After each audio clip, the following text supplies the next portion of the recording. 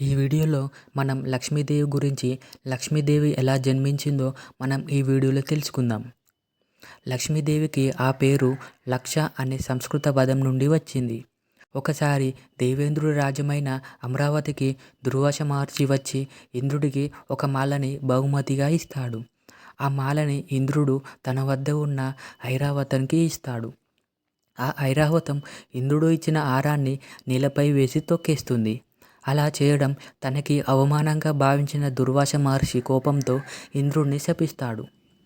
ఏ రాజభోగాల్ని చూసి మిడిసి పడుతున్నావో అవి లేకుండా పోవుగాక అని ఇంద్రుణ్ణి మహర్షి శపిస్తాడు. అప్పుడు ఇంద్రుడు తెలియకుండా తప్పు జరిగింది, నన్ను క్షమించండి అని దుర్వాస మహర్షితో చెబుతాడు. ఇప్పుడు మహర్షి శాపాన్ని అనుభవించక తప్పదు అని ఆ శ్రీ మహావిష్ణువుతో మళ్ళీ పూర్వవైభవం పొందుతారని చెబుతాడు. అలా దుర్వాస మహర్షి ఇచ్చిన శాపం పనిచేయడం ప్రారంభిస్తుంది. అలా ఇంద్రుడి రాజ్యమైన అమరావతిలో కష్టాలు మొదలవుతాయి. ప్రజలు కష్టాలు పడుతుంటారు. ఆ సమయంలో రాక్షసులు అమరావతిపై దండెత్తి అమరావతిని ఆక్రమించుకుంటారు. అప్పుడు ఇంద్రుడు తనకు గురువు అయిన బృహస్పతిని సలహా అడుగుతాడు.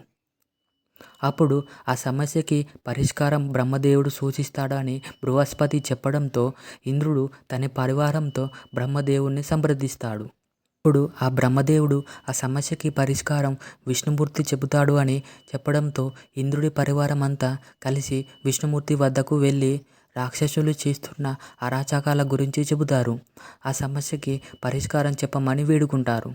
ఆ సమస్యని అర్థం చేసుకున్న విష్ణుమూర్తి దీనికి సముద్రంలో క్షీరసాగర మథనం చేయాలి అని చెబుతాడు. దేవుళ్ళు రాక్షసులు కలిసి క్షీరసాగర మథనం చేస్తే అందులోంచి వచ్చే అమృతాన్ని ఎవరైతే సేవిస్తారో వారికి విజయం వరిస్తుందని చెప్పి పంపిస్తాడు. తరువాత ఇంద్రుడు రాక్షసులతో కలిసి సంధి చేసుకొని క్షీరసాగర మథనం చేస్తే అమృతం వస్తుందని చెబుతారు.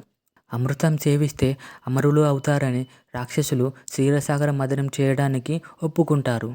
తరువాత దేవుళ్ళు రాక్షసులు కలిసి క్షీరసాగర మథనం చేస్తారు. అందులోంచి ఆలాహలం, కామధేనువు, అశ్వం, ఐరావతం, కల్పవృక్షం, అమృతం, వాటితో పాటు ఒక తామర పువ్వుపై కూర్చున్న లక్ష్మీదేవి ప్రత్యక్షమయ్యింది. తాను దేవుల వైపు చూస్తూ విష్ణుమూర్తి వద్దకు వచ్చి విష్ణుమూర్తి మెడలో మాలను వేసింది. అలా లక్ష్మీదేవి జననంతో ముల్లోకాలకు సుఖశాంతులు వస్తాయి. దేవతలు అమృతాన్ని సేవించి అమరులు అవుతారు. ఇంద్రలోకంలో సిరి సంపదలు తిరిగి వస్తాయి. అలా లక్ష్మీదేవిని సిరి సంపదకి, వైభవానికి ప్రతీకగా పూజిస్తారు. సో ఇది ఫ్రెండ్స్ ఈ వీడియో. మీకు కనుక నచ్చినట్టయితే లైక్ చేయండి. మరొక వీడియోతో మళ్ళీ కలుద్దాం. Thanks for watching.